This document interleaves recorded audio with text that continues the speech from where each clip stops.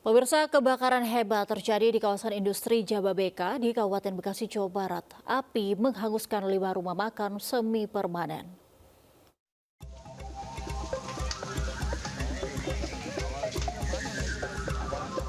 Lima rumah makan yang berada di kawasan Jababeka, Kampung Sempu, Desa Pasir Gombong, Kecamatan Cikarang Utara, Kabupaten Bekasi, ludes terbakar.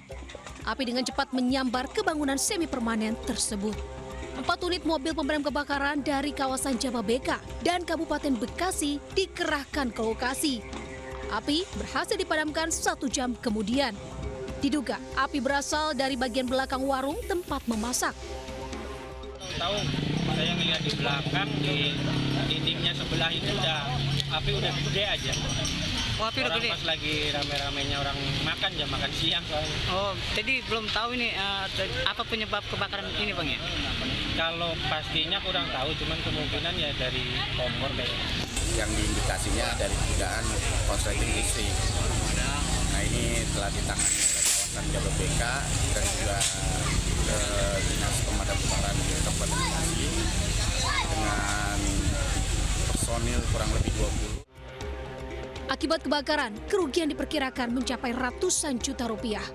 Kasus kebakaran ini ditangani petugas kepolisian Polsek Cikarang Utara dan Mapolres Metro Bekasi. Dari Kabupaten Bekasi, Jawa Barat, Didit Junaidi melaporkan.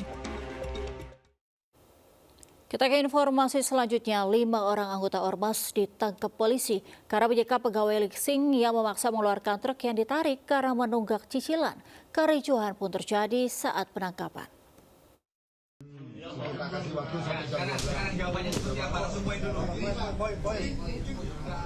Lima orang anggota Ormas melakukan mediasi dengan karyawan finance di sebuah gedung bank di Jalan Basuki Rahmat, Kota Surabaya, Jawa Timur.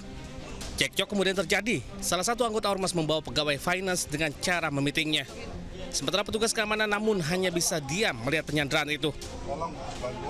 Pasca peristiwa, polisi menangkap 5 orang anggota Ormas. Mereka telah ditetapkan sebagai tersangka karena mengancam dan mengintimidasi korban. Mereka memaksa korban mengeluarkan kendaraan yang ditarik karena menunggak cicilan.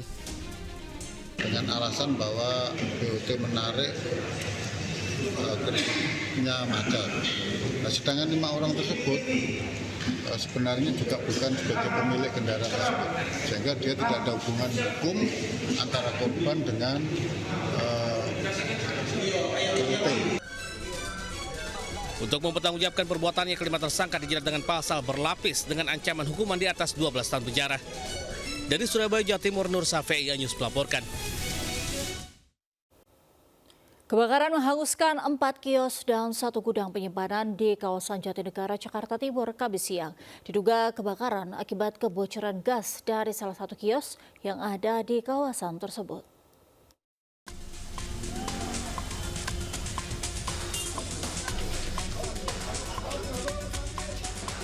Kebakaran melanda di kawasan Jatinegara Barat, Kecamatan Jatinegara, menghanguskan 4 kios dan 1 gudang penyimpanan.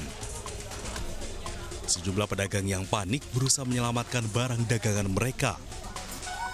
Petugas Sudin Damkar Jakarta Timur yang tiba di lokasi langsung berusaha memadamkan api. Kebakaran diduga berasal dari ledakan gas dari salah satu kios yang terbakar.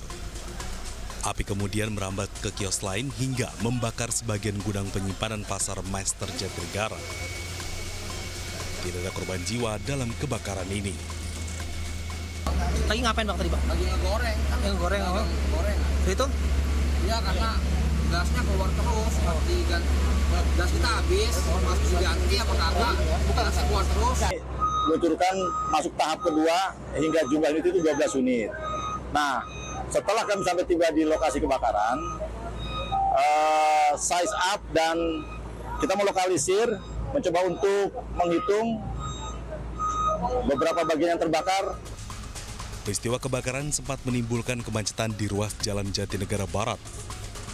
Petugas mengalihkan arus kendaraan yang menuju Matraman ke ruas Jalan Jatinegara Timur. Dari Jakarta, Rio Manik, iNews melaporkan. Pemirsa, eksekusi bangunan sekolah dan rumah di Kota Bengkulu diwarnai kericuhan. Pemilik yang menolak eksekusi dengan sengaja membakar rumahnya sendiri. Bukan di sini, bukan di lapangan. Kan sudah, masih ada upaya hukum. Inilah upaya hukumnya, gugatannya sudah. Sidang, ya sidang artinya nggak boleh dieksekusi. Nanti dieksekusi ketika sidang setelah dilakukan. Putusan belum selesai. Proses eksekusi lahan sekolah PAUD dan satu rumah di Jalan Raden Patah, Kota Bengkulu diwarnai kericuhan. Keluarga termohon sempat menghalang-halangi proses eksekusi hingga terjadi adu mulut dengan jurusita Pengadilan Negeri Bengkulu.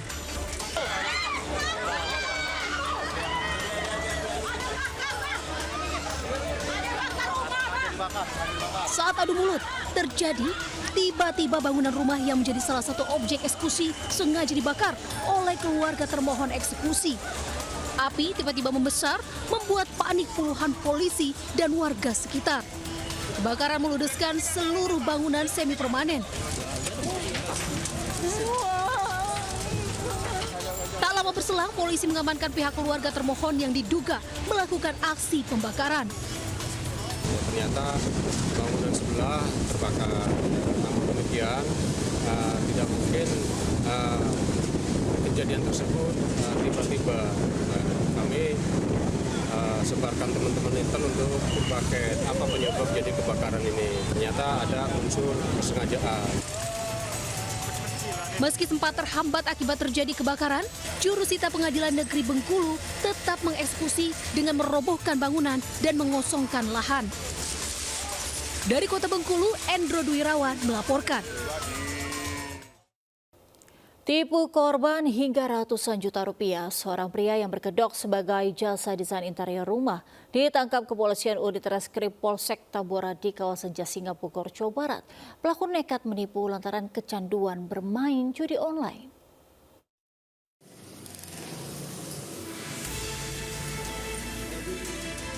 Aparat unit reskrim Polsek Tambora, Jakarta Barat meringkus seorang pria pelaku penipuan di sebuah warung makan di kawasan Jasinga, Bogor, Jawa Barat.